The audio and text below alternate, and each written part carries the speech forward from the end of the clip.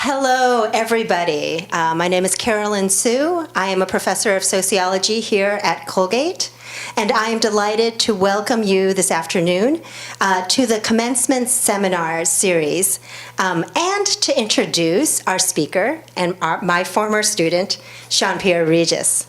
So a couple of months ago, I was sitting in a faculty meeting, and they announced who the honorary degree recipients were going to be at this commencement. And they said Sian-Pierre's name. And I reacted with this huge amount of emotion, fortunately mostly tamped down, but I freaked out. That's how, I had a brain explosion. That's what the kids would say nowadays. So because with both pride and with shock. The pride was because Sian-Pierre is my student. He's a wonderful guy. I think he deserves this. I'm so happy. And the shock was, how could I possibly be old enough that one of my former students is getting an honorary degree at Colgate? Well, of course, Sian-Pierre only graduated in 2006. But in that short time, he's accomplished a great deal. Sian-Pierre is the founder of Swagger, an online cultural magazine and social media presence for millennials, whatever that means. In 2008, he created the youth vote at BET's Get Out the Vote initiative for young people, which worked really well in 2008. You should just keep that up. He's shown up on my TV, on CNN and MTV and CBS and pretty much every other major network. And he has contributed to Wired, Men's Journal, Ebony, and other magazines. I've taught a lot of Colgate students who've gone on to do really wonderful things. But Sian-Pierre is the only one of my former students who can tell me what it's like to really interview a celebrity on a red carpet, or to tell me what it's really like to talk to Lupita Nyong'o or Khloe Kardashian. This is what we talk about when he comes back to visit me. But he's also the guy who is a Colgate graduate who earned honors in sociology and anthropology with a Marxist analysis about the ways that race, gender, and class in the music industry manifest themselves in hip-hop videos. So even when he's commenting on popular culture or current events, he brings in a critical analysis embedded in historically grounded understanding of social issues in the United States. Sian-Pierre, the next time you hang out with Kanye, you might want to explain some of that stuff to him, because I think he needs to know. Yeah. So Sian-Pierre has done a lot for Colgate, both as a student and as an alum.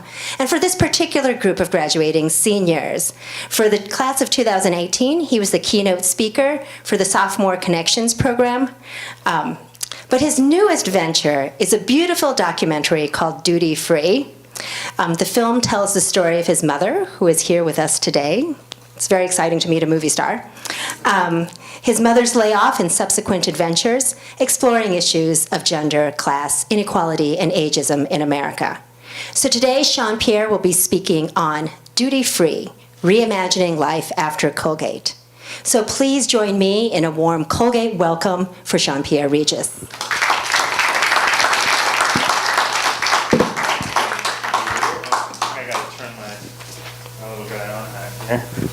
Is this on? Yeah? Can you hear me? I can talk really loud. Is this on? Oh, this is on, right? Okay, cool. Hi, Gary Ross. Nice to see ya. Thanks for coming. Thanks, Professor Shu. I appreciate that welcome, and it's weird. It's been 12 years since I graduated, and I'm just so thankful to both Professor Sue and the SOAN department because, coming to where I am now, I think back at how I was such a geek about culture and pop culture and social justice, and I told her when I was a senior, I just want to be a VJ. I did, an MTV VJ, and you believed that I could do that. And I just really, really appreciate your support and your belief in me, even though sometimes I was a little wild and crazy. But I'm so thankful to Colgate for having graduated from here. It really was one of the best decisions that I could have ever made in my life, and the friends that I've been able to make, the connections that I've been able to make, and the success that I've had is in large part due to Colgate. And I know my mom is the biggest Colgate cheerleader there is. So congratulations to all the students who are graduating tomorrow, and to your parents. You really are, as you know, part of a larger family, and one that will live with you forever. So congrats on that. But I'm just excited to be here some 2 years after having spoken to a lot of you guys back in 2016. So as Professor Sue mentioned, I was here for the keynote speech at Sophomore Connections, where I really tried to drive home the idea of following your gut. For me, that has been something that has really changed the course of what I've done. I've sat still. I've thought about like what I really feel inside is the next right move and the next right move. And it really has led me to a place of success. But that was 2 years ago. And a lot of things have happened in 2 years. You guys are now getting into the real world. And I thought it was really important to sort of tell you what's next. You know, after following your gut, what do you do? What do you do then? And for me, that is to learn how to hustle, to have grit. And so what I'll talk about today, I just want to go over, one, I'll give you a refresher on who I am. I love bright lights, but that's really bright. I'll talk about hustle and grit. I'll give you a real life scenario, and then I want to show you guys an exclusive 10-minute clip of my film. And it's cut down from a larger 30-minute clip, but hopefully it gives you all the ideas and the themes that Professor Sue talked about. And then we'll have a question and answer session afterwards with both me and my mom, and you can feel free to ask anything about anything. Okay, so for the refresher, some things to know about me. So Sian-Pierre Regis, class of 2006. I left Colgate and started working at BET as an on-camera journalist, and I ended up being at BET, MTV, CNN, and Headline News, HLN. I started Swagger, which was fashion, music, pop culture online magazine for 1.5 million daily fans. And then most recently, I'm the director of the film that I just talked about. It's called Duty Free.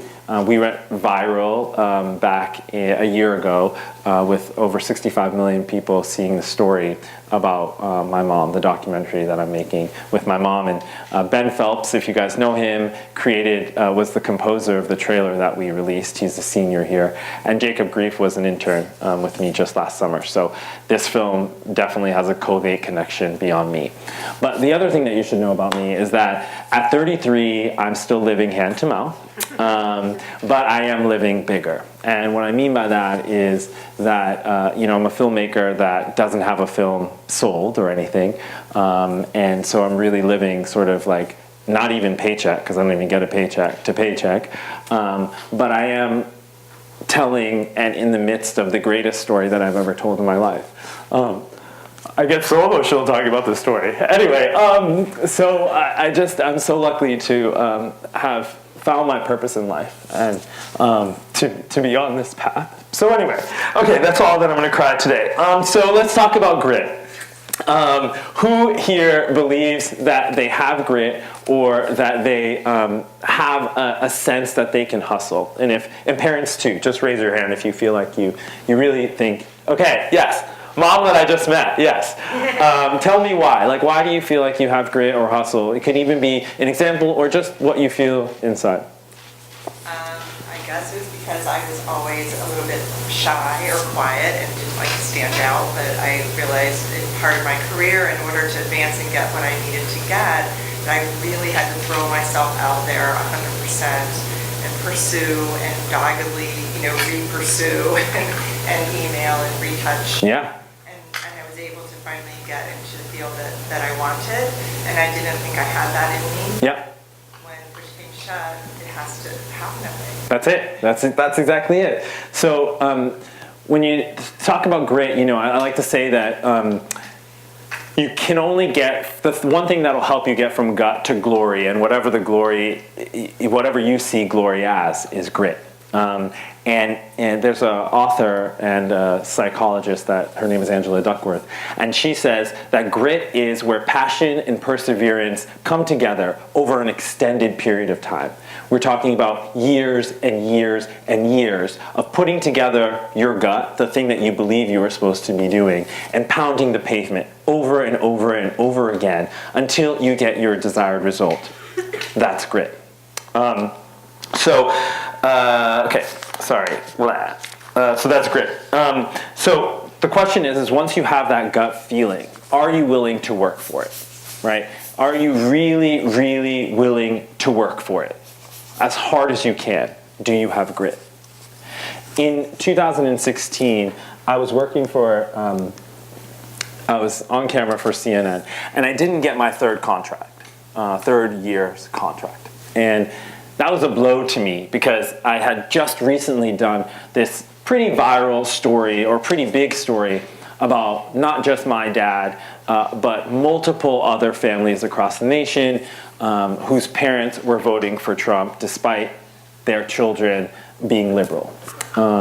And it was really supposed to expose the fact that the reach of Trump was much bigger than the middle-class white voter in the middle of the country, the Rust Belt worker. My dad was a Haitian immigrant, and he was voting, right? So I thought that was a really big story that totally nailed me getting a third contract, and it didn't happen.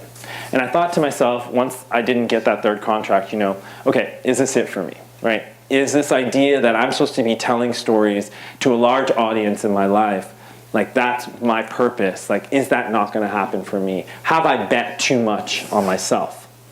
And so I sat still, and I asked myself that question over and over again, and my gut came back and told me, stay the course. Now, I don't know if my gut told me that because it was like, we have worked far too long for you to be giving up right now, or like, we need a paycheck, you gotta pay rent, like, figure it out. I don't know what it was that made me think that, but I did. I stayed the course. At the same time, my mom was working at a hotel and has been working at a hotel my entire life. Single mom, 2 kids. At 75, she was working 12 to 15 hours a day. And that's great. She called me one day and she said, and I was jobless at the time, obviously, and she said, Sian-Pierre, I just need you to know that my regional director brought me into his office and I was fired today. And at that moment, what I did was I picked up my camera, my phone camera, and I just started shooting. And I can't tell you why, like, I just thought, you gotta record this. You've gotta pick up your phone and just go.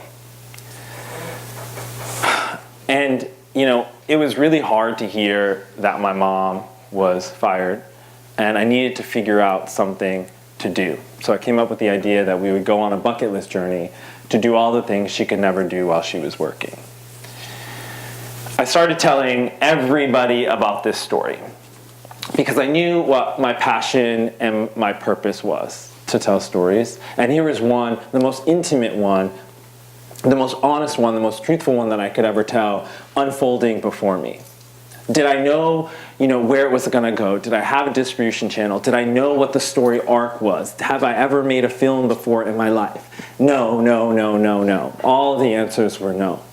But what I knew was that my gut told me to pick up that phone, and that I had enough grit to make sure that this film would see the light. Those are 2 things that I knew. So I asked friends and family for loans, didn't have any money. A lot of them Colgate grads. I asked for $5,000 here or $10,000 here. And when you don't come from money, it is really hard to ask for money. It's really hard to ask for money when you have a lot of money, right? But it's even harder because you feel like maybe you should have it, or people aren't going to trust that you're going to pay them back. Like, all of these questions were cycling in my head. But I knew I had to get this story to happen. So I asked and I asked and I asked, and I raised $20,000 in loans. And then I thought, okay, well, what can I do now? Because I got to pay back this money. I got to keep this story going. So I thought, let me start up a Kickstarter. Let me just put together a Kickstarter, try and raise $50,000, pay back the loans, and then have some money to just keep going, keep the ball moving down the court. I emailed everybody I knew. I talked incessantly about this, but I was afraid of failing. I was going to put this out publicly, right, to the world. Once it's on Kickstarter, it's in front of the world. I was a journalist that was no longer at this massive network. If this failed, how would that look, right? How would that make me feel? But I continued on. And then I thought, okay, well, we're on this bucket list adventure. Mother's Day's coming up. Let me just put together a trailer. By the way, I have very little editing experience, but I was like, I'm gonna learn Adobe. I have to pay $19 a month. Like, I can figure this out. I'm like on YouTube. Like, how do you edit? And anyway, I put together a trailer, and I thought Mother's Day today was the perfect time to drop the story, and so we did. And I got, you know, $1,000 in the first hour, and then another $1,000 in the next hour. And I just started seeing it go. My mind was like, in the meantime, I'm emailing every single Colgate person I know, or every single friend that I have, every single contact, a person that I met on the street. Like, I'm like, I have your email, by the way. And on LinkedIn, trying to find all the ways that I could get this story out there. Do you know somebody at Good Morning America? Do you know somebody at CBS? Do you know somebody at, like, random blog? You know, like, I don't care. Just, like, put the... and we got... It started to go viral, basically. And in 3 weeks, we raised $60,000. And we were on CBS Evening News, CBS Sunday Morning, ABC Nightly News. We were on the front page of the USA Today. And it really went. And what was so special to me about that moment was that, not that I did it, and not that I was able to tell my mom's story, but what I started to realize over and over as I was talking to my mom and watching her story unfold, was that my mom's story wasn't her story alone. That her generation, your parents, or the people that are the parents that are here today, are fast being displaced, or you know or they will be soon. Whether that's being replaced by technology or automation, or they are crippling under the weight of technology moving forward, or somebody just thinks you're too old to be useful anymore. This is going to be a massive problem for my mom's generation, only 25% of whom have enough money to get them through the fourth stage of life. And that was the reason we went viral. That was the reason, and that made me feel like this story is essential. It put together everything I learned at Colgate in sociology, and it starred, the queen of grit herself, my mom. So I just want to show you really quickly one video, this viral video, that got 36 million views. So we'll play that.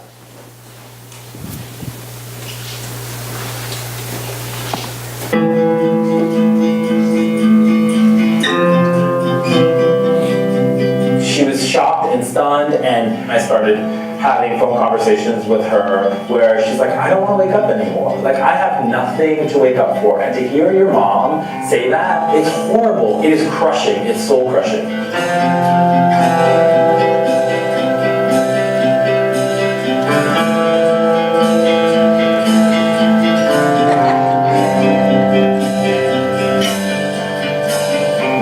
See over the bucket list items that she is healing, right? That she is getting better. Living now is almost more important to her than it ever was. I just got fired. Just want you to know that. That voicemail is emblazoned in my mind forever and always will be.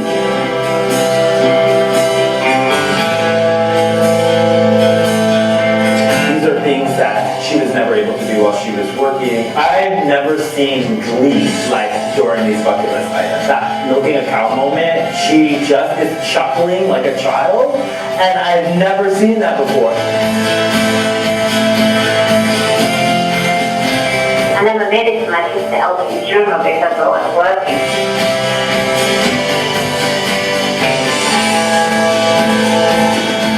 First of all, you should know that my mom has more followers than I do on Instagram, so she's really a star. To be able to tell the story of somebody's life and do that well and make it interesting is the biggest challenge in my life, and it is the most important challenge in my life because it's my mom.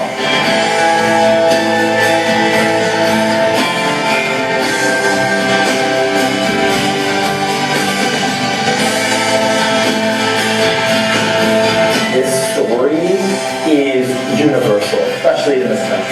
There have been so many people that have written both to me and my mom to say, I was fired from my job late in life as well, and I don't know like what's next for me.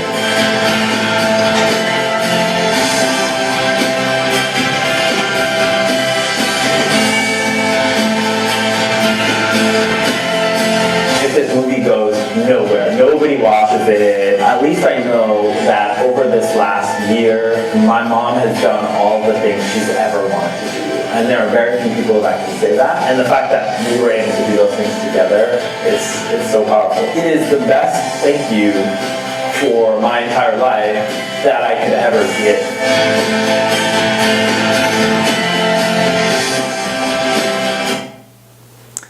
So I'd like to mention that my mom now has about 70,000 followers. So she really is a celebrity. Feel free to get her autograph at the end of today. We're charging, no. But yeah, so, once that happened, I knew that it was go time. And I knew that everything that I had learned up to that point would help me get to the next step. So I ended up raising another $250,000, put together a team of friends and friends of friends to create some really beautiful footage, and still have $200,000 to go before this. It's like crazy how much a film costs, guys, by the way. Don't ever make one. But I know I have a fire in my belly that's stronger than ever before. And I know that I'll make sure that it happens and that it's a success. So my question to you is, can you believe in yourself and in your gut that much? Can you be kind and have integrity and gain the trust of a community that you need to become a success? Because you can have all the hustle that you want, but if you burn too many bridges, if you are not kind, if you can't create a family of people behind you, then you'll be hustling for naught. Do you have grit? We all come from a place of privilege, this place.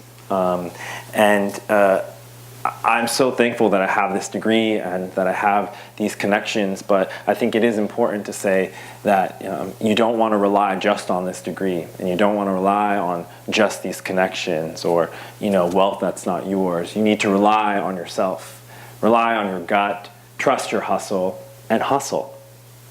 That's what's next for you. So I know that I've talked a big game about myself and my grit. But I want to show you a 10-minute clip of the film. It hasn't been seen really outside of the 30-minute clips that we've been showing in 4 different cities. So this is a little special treat. I will say that I hurriedly cut this 10 minutes. So there are some sound cues that are off, and some things are abrupt. It's not how it's going to be in the real film. But I thought that you should get to see this. So I'm going to show you that now.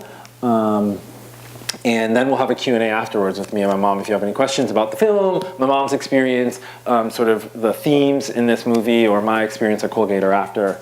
Feel free to ask them. Okay.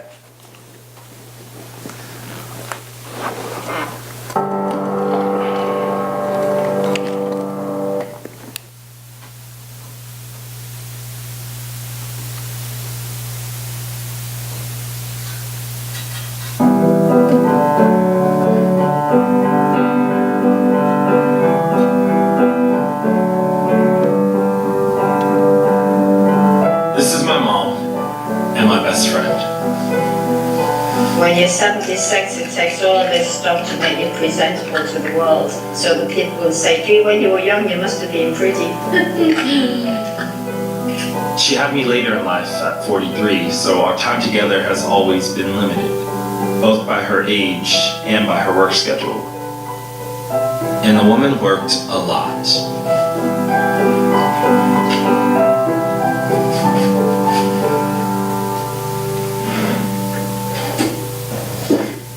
Martin Luther King, I think, summed it up best when he talks about, values in life. He said, you may only be a street sweeper, but when you go to heaven, God will say, he was the best street sweeper we ever had.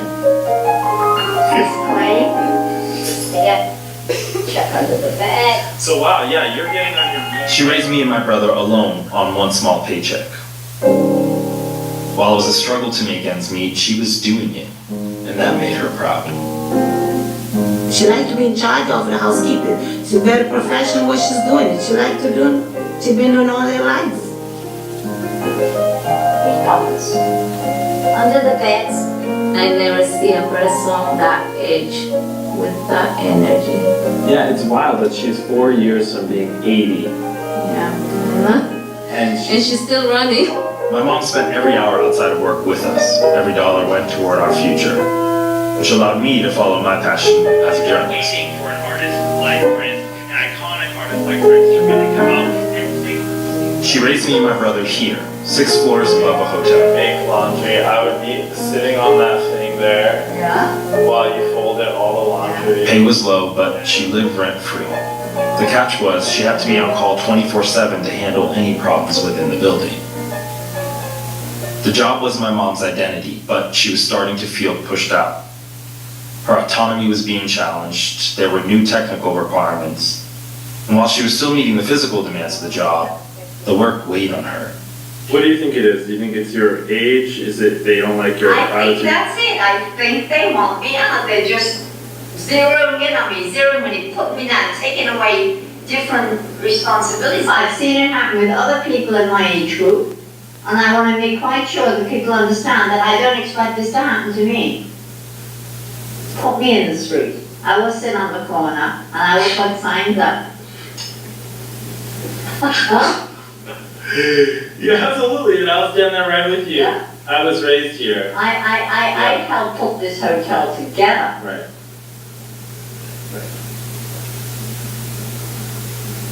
Okay.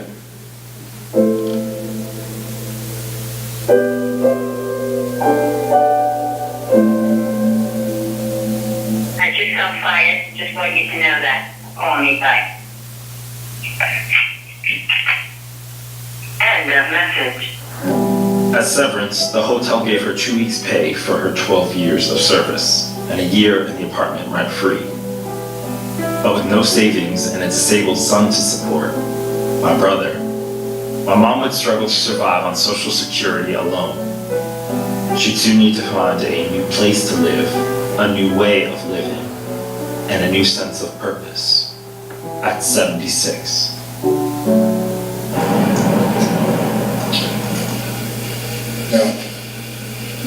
Caps lock is on, so when you press shift.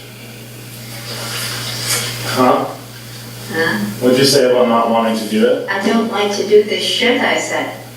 Why not?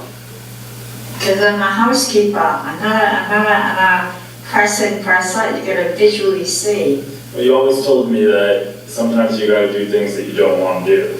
Yeah. I'm gonna do this one time. The reason I'm doing this is because I have to do it. Ain't no reason on this earth anybody's gonna hire somebody that's 75 years of age.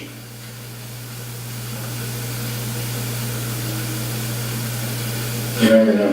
As my mom began to scramble, I realized that her story wasn't unique. There was little hope for millions of people in her generation who would soon find themselves without a job. The outcome of her story, though, would have to be different. I had a great idea. I want you to write out a list of all the things you could never do while you were working, kind of like a bucket list, but more like a life list. And over the next year, one a month, I want to go out and do them. Eventually, I got her to make a list of her 12 dream adventures. We'd start with an easy one, milking a cow.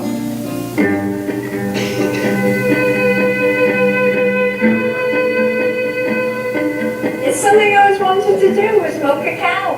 In Liverpool, we didn't have many farms. That's a little bit. It is childlike and freeing and Really back to nature, away from the corporate world, and back to the time gone by. But what she didn't realize was that even cow milking had changed.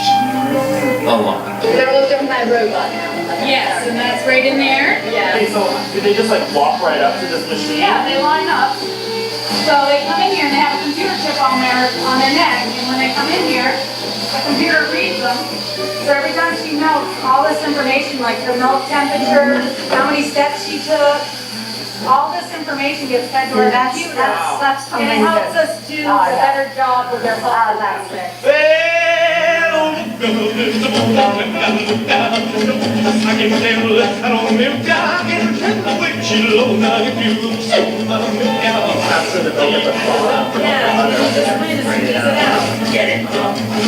Oh, this is so good, isn't it?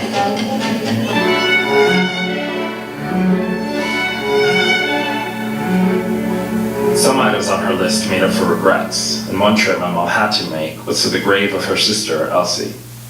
Being on the job, she couldn't make the funeral. What was it like losing her? Because she was sort of your best friend. She was my best friend. She was like losing a mother. I suppose it was the same thing. It was like losing a mother.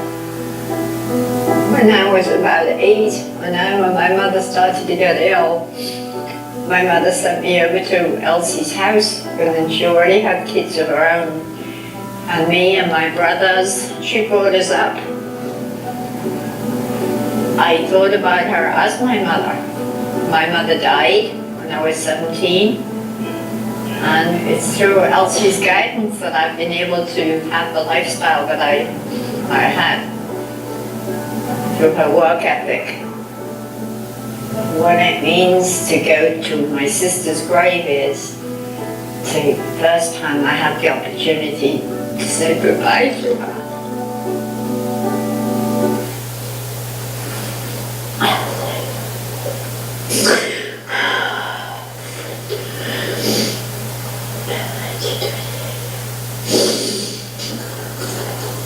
Yeah. Yeah. I can say.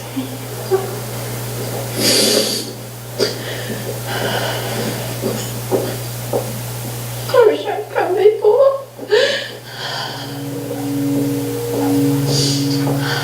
Life is testing you, you know, and it's good, you're gonna be fine. I'm scared to die. Yeah, no, I know, but I'm not.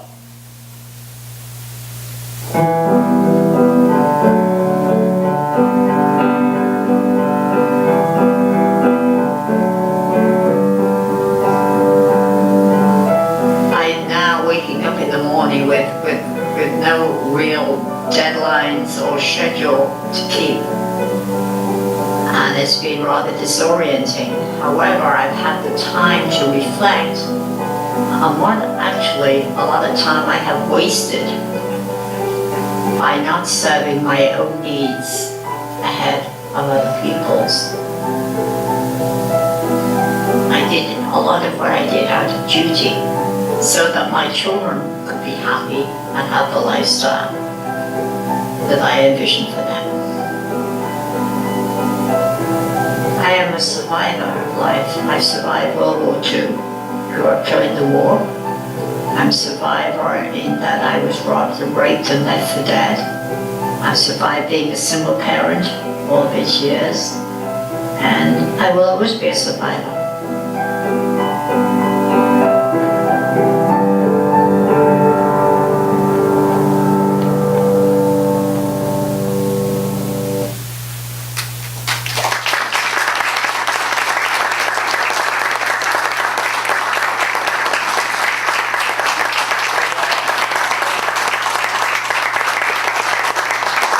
It's a little sadder than you expected, huh? Well, yeah, it's not just a bucket list movie.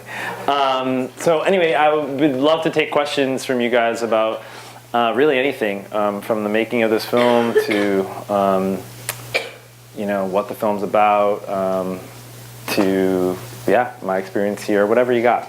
And my mom's here too, so feel free to ask her a question. Please ask my mom a question. She's actually the star of the film, as you can tell.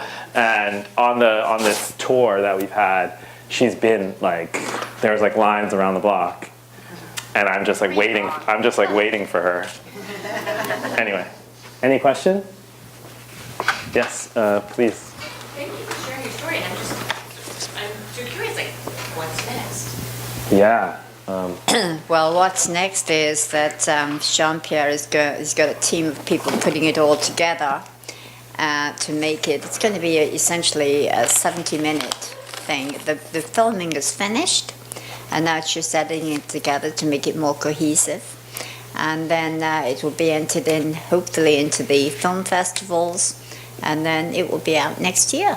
So that's what is next for him. What's next for me is I'm looking for a job. Bilingual, trilingual, can do anything. It's been really interesting, and you'll see more in the film about, watching my mom get up in front of people. We went to a conference of like millennials, and my mom gets up in front of all of them, and everybody has to ask for something. That was part of the thing.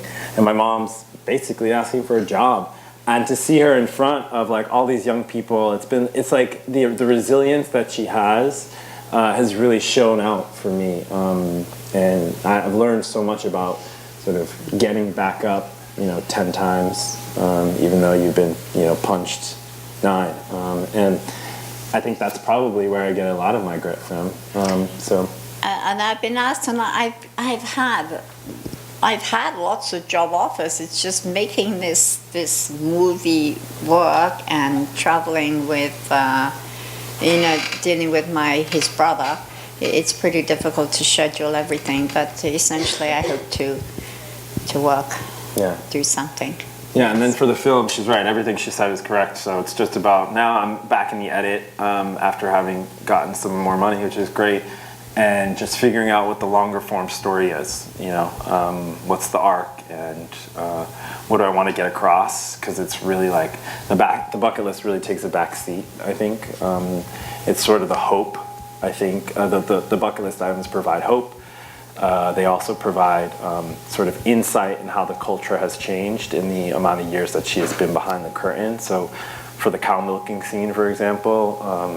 It's like not many. I guess you expect that they're milked by technology, by robots, but actually seeing it has been really, really surprising for a lot of people. Like they're like, "Oh my God! Like I thought people still did that."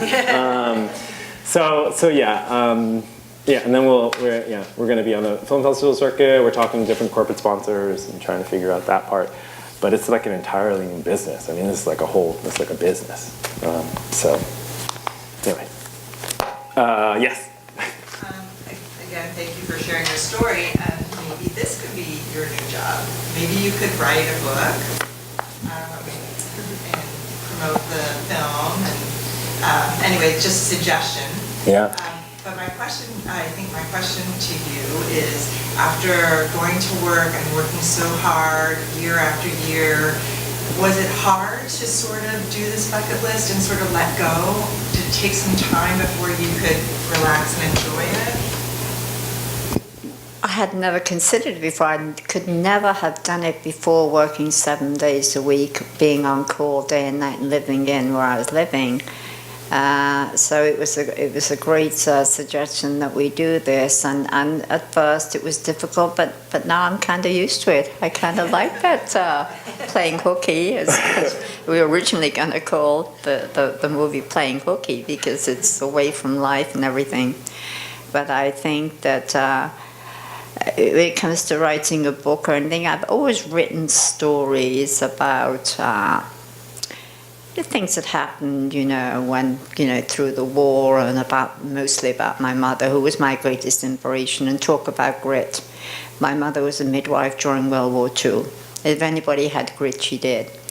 And even though it was later, I was only 5 or 6, but she was out there. She'd go on her bike. Liverpool was very heavily bombed. She would go out on her bike with a tin bathtub over her head and go and deliver babies in the air raid shelters, or maybe if people still had houses left, then she'd bring the babies back to the house. Then she'd set up a big pan of stew and feed, go to the air raid shelters with food and feed them. You say, "Mum, aren't you tired?" Nothing I can't do. And that's one thing that's stayed with me. There's nothing I can't do. It won't come to an end. And when my children have come and, said, "I don't know, I can do it." There's nothing you can't do. Same as my mother, I should bring these little babies back to the house, and you'd say, "How's the baby?" "Not much wrong with them that can eat." So when these guys, when they were little, the 2 boys, well, "I don't think I'm going to go to school today." "How about Mummy make you a little bacon and egg butty?" Okay, after school you go. Not much wrong with them, they can eat. So it's all from the mother's teaching, it carries on, and I'm pleased to see that an interest in writing or whatever has carried on with Sian-Pierre, although he does it much better.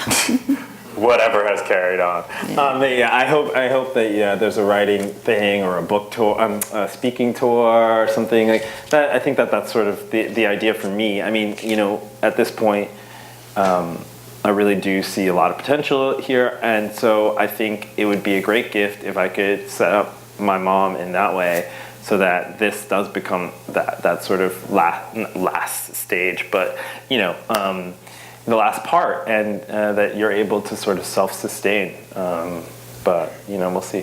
What I really want to do is write the last page of a handbook for all employers. And it should be, you get, as I've said this again a million times, you get a handbook, you start a job. Oh, welcome to the work, you get this, you get 6 weeks vacation or 3 weeks or this holiday and these many sick days, and this is what happens if you call in. It should be a last page. On your last day of work, this is what will happen. Or prior to your last day of work, 3 months ahead, you will be advised. There is so that people have an understanding, because for me, I was completely shocked. And again, I'm a lucky one. I'm lucky I had an education. I'm lucky I had a son like Sian-Pierre. I'm lucky I'm not senile at 75. I'm lucky I speak English. So many of the people who worked for me or with me are immigrants. And when the company closes down or they just put them out, I think there's a 60-day notice of closing clause. I don't know what that is, but if somebody in my position was a salaried person, they can just say, it's not right. It is not right. There needs to be some kind of safeguard for our seniors. Seniors less fortunate than myself. Good point. Yeah! Rosie the Riveter! All right. I grew up with those posters. Her name was Elsie. Go ahead, sorry. So thank you for sharing the film. I'm really interested in your process of filmmaker and thinking about how connected you are to the story because it's your mom. Did you have, did any difficulties arise when you were constructing the story and when you were actually shooting the footage? There were moments of me checking myself, I'm kind of, okay. So I can be sort of ruthless when it comes to telling stories because I think you have to be, if you want to get the true story, you have to be as raw as possible. You have to you have to go to weird places to get the story. You have to, and there were moments that my mom was in pretty bad despair place, and I would think to myself wow, she's being so raw with me, and I think this is great for the story. But at the same time I would think this is my mom, suffering, so how do you find the balance between sort of being okay, I'm you're gonna be okay, let me get you tissues, but also being cry. Because it's so honest. I know it sounds crazy, but that's the thing. It's an intimate story, but I'm also a storyteller. So yeah, there were those times. I mean, when we went skydiving, we were going up and up and up and up, and 1,000 feet, another 1,000 feet. All 1,000 feet. Yeah, we ended up at some 12 to 15,000 feet, and I thought on that day I was in the plane, I was you are an asshole. Your mom wanted to do this, and but you were yes, the footage will be so great. And I just thought if something happens, oh my God, the weight that I will feel of that. But thankfully nothing happened. So. But don't do it, anybody, because it's not fun. Yeah, really, really scary and horrible. Don't ever do it. But So yeah, so that was my biggest conflict. There's also some stuff about my brother in here that you didn't see, but there's footage of my brother, and my brother's schizophrenic. So it's kind of how much do you show to be I want to make sure that it doesn't become exploitative, but I also want to make sure that people can put a face and see that schizophrenia is what it looks like, and that it's not always like bad. That there's a lot of like these people are real people, and they live on a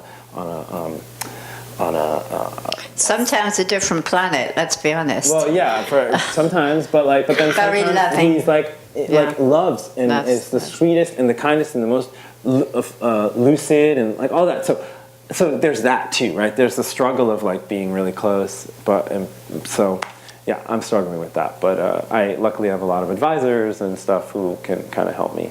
That was a really long-winded answer, and I gave you a lot about myself, but Thank you. yeah. Anybody else? Yes? Is there a bigger bucket list now? Yeah, right. I should live so long.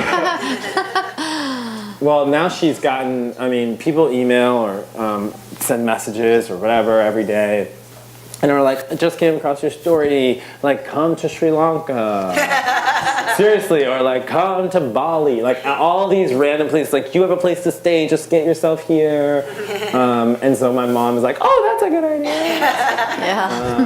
Yeah. So, it would be nice. I mean, people have asked, like, okay, well, what happens now, right? Like, if your mom's done the bucket list, like, is this going to be a sad, like, do things just get sad from here, right, once you've done this? But my hope is that we can Get that last page in the handbook. Yeah, well, there you go. I mean, or keep it up. I'd like to go more places with you. So, yeah, I don't know, like, the sequel. Like, is it my bucket list, or is it somebody else's? I hope not. You're only 33. No. Are you 33 or 34? I've forgotten. But no, no. 33. Yeah. Anybody else? Oh, one more. Come back. How do you feel now that you've just completed all of this and the documentary is about to come out? I'm sorry, what was the question? How do you feel like now that you've completed everything and the documentary is about to come out? Well, Murphy's Law, just when you think you've completed everything, you'll surely overlook something. I'm sure something else will come up to stop me in my tracks that I'll have to say, I've got to take care of that. I just live day from day right now, day to day right now, living in His glory, really. He's the one that put it all together. And again, you might say, I was crying and stuff, but I didn't know at first. He had the idea of making the movie, and he was taking pictures on his phone and recording conversations that I wasn't always aware of. So, hence you Once hear you sign the release, you never know. some other words that I wouldn't use in public, but I'm quite adept at using when things don't go right.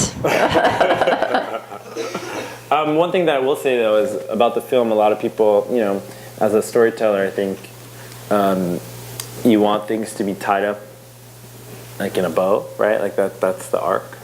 But I hope that in the end of this film that we come to a conclusion that things are frayed, and that, my mom is, despite having sort of the glory and this list, like everything remains the same. She's still 77. She's still, struggling in this country. She's worked every day. She's never, we still have a mentally ill brother that she has to take care of. There are so many things that are so real and so honest and so sort of authentic and again real to most Americans in life. Like that's what keeps us alive, I think, is continuing to struggle, is the fact that we want to, tie those ends. And then if I don't set foot outside the door again, I've done everything I wanted to do. Yeah, right. Thank you, Sian-Pierre. And any others? Did you have a question, Carolyn? Are you good? You're good. I'm gonna have dinner with you. You can ask me all the questions at dinner. Well, thank you guys for coming. I really appreciate it. Please follow my mom on Instagram @ReBrexit. The film's called Duty Free, and hopefully you'll see it sometime next year.